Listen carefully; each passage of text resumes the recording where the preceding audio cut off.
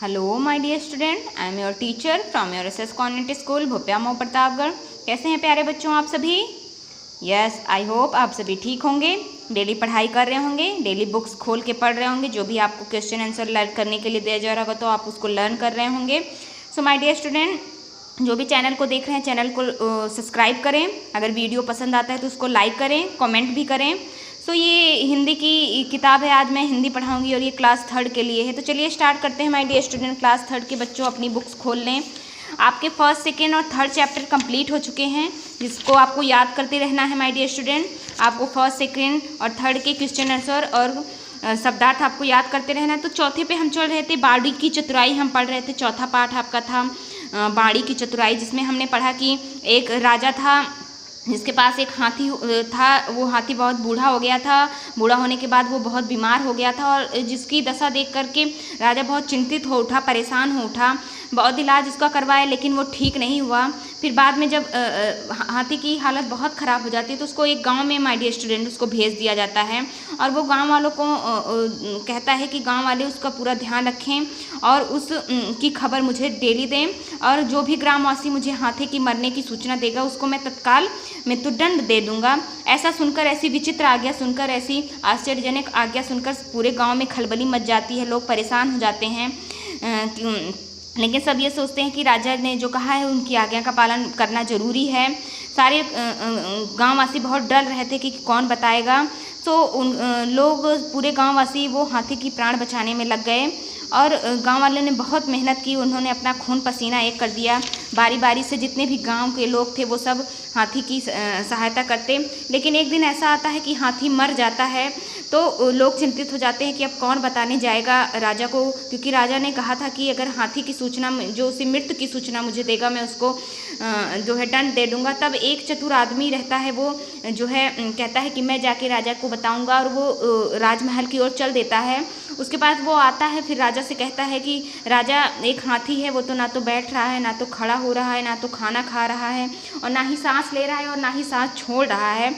वो एक जीवित प्राणी की तरह व्यवहार नहीं कर रहा है। तो इस तरीके से राजा बहुत जो है खुश होता है। वो खुद कह देता है कि क्या हाथी मर गया है?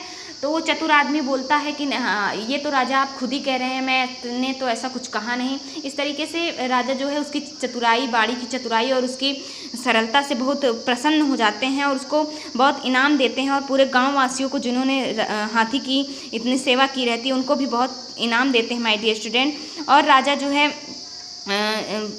है कहाँ तक हम इधर उसे राजा जो है प्रसन्न होकर अपने दरबार में मंत्री का पद दे देते हैं। उसके बाद सचमुच वाणी की मधुरता से, अर्थात किसी भी व्यक्ति को मधुर वचन बोलकर सरलता से प्रसन्न करना उतना ही आसान है जितना कि एक नन्हे बालक को प्यार से वश में करना। मतलब कि हम जो है प्रिय वाणी से, अपने मधुर वचन से, अपने मीठे बोल से किसी को भी प्रसन्न करते हैं। जैसे हम छोटे बच्चों को चॉकलेट देके, बिस्किट देके, टॉफ़ी देके प्रसन्न कर लेते हैं प्यार से। अतः हमें भी मधुर तथा संयत वाणी का प्रयोग करना चाहिए। हमें भी मीठे और अच्छे वचनों का प्रयोग करना चाहिए। हमारे वचनों से दूसरों को शीतलता मिले, इसका हमें ध्यान रखना चाहिए। हमारे वचन से, हमारे मीठे बोल से लोग प्रसन्न रहें, दुखी ना हों, इसका हमें बिल्कुल ध्यान रखना चाहिए माय डियर स्टूडेंट। उस ग्रामवासी ने अपनी वाणी की चतुराई तथा मधुरता से राजा के मन को भी जीत लिया और ग्रामवासियों को मौत से छुटकारा तथा इनाम भी दिलवाया। मतलब वो जो ग्रामवासी था, चतुर ग्रामवासी था, वो अपनी वाणी की चतुराई से पूरे गांववासियों को मौत से छुटकारा दिलवाता है और साथ में इनाम भी दिलवाता है। वह ग्रामवासी स्वयं अपने चतुराई और मधुरता से राजा का मंत्री भी बन जाता है। मतलब वो इतना चतुर इंसान रहता है कि वो राजा का मंत्री भी बन जाता है। तो इस तरीके से माय डियर स्टूडेंट बहुत ही अच्छी कहानी थी। इससे आपको क्या शिक्षा मिलती है कि हमें हमेशा मीठे बोल बोलना चाहिए, हमें किसी के प्रति कठिन, दुखदाई वचन नहीं बोलने चाहिए हमें माय डियर स्टूडेंट। तो इसके शब्दार्थ की बात करें माय डियर स्टूडेंट, तो ये शब्दार्थ मैंने इसके लिख दिए हैं।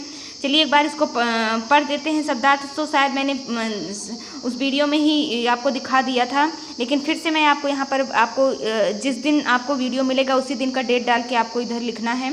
बाड़ी की चतुराई पार्ट 4 है आपका। दशा, हालत, स्थिति, उम्र, आयु, योग्य, लायक, वृद्ध, बूढ़ा, तत्काल, उसी समय, विचित्र, अनोखी, व्याप्त, फैलना, परेशान, दुखी, विचार विमर्श, सलाह करना, व्याकुल, बेचैन, चिंतामग्न, फिक्र में डूबे हुए। तो आप अगर मेरा नहीं समझ में आ रहा है तो आप माय डियर स्टूडेंट यहाँ पर भी देख के लिख सकते हैं। इधर मैं वीडियो को आपको दिखा दे रही हूँ, आप इसको रोक करके भी लिख सकते हैं जहाँ पर आपको पूरा दिखाई दे रहा है। सो अगले उस पर चलते हैं, अगले क्वेश्चन की तरफ चलते हैं माय डियर स्टूडेंट।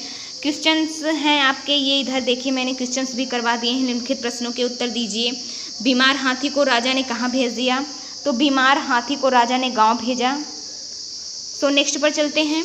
राजा ने गांव वाले को क्या आदेश दिया? राजा ने गांव वालों को हाथी के स्वास्थ्य का पूरा ध्यान रखने को कहा और जो उसकी मृत्यु की सूचना मुझे देगा उसे तुरंत मृत्युदंड दे दिया जाएगा, ऐसा वो आज्ञा देता है। नेक्स्ट पर चलते हैं माय डियर स्टूडेंट। ग्रामवासी राजा की आज्ञा से क्यों डरने लगे? ग्रामवासी राजा की आज्ञा से डरने लगे क्योंकि कोई भी मृत्यु के मुँह में नहीं जाना चाहता था। सो नेक्स्ट है, चतुर ग्रामवासी ने हाथी की मृत्यु का समाचार राजा से किस प्रकार बताया?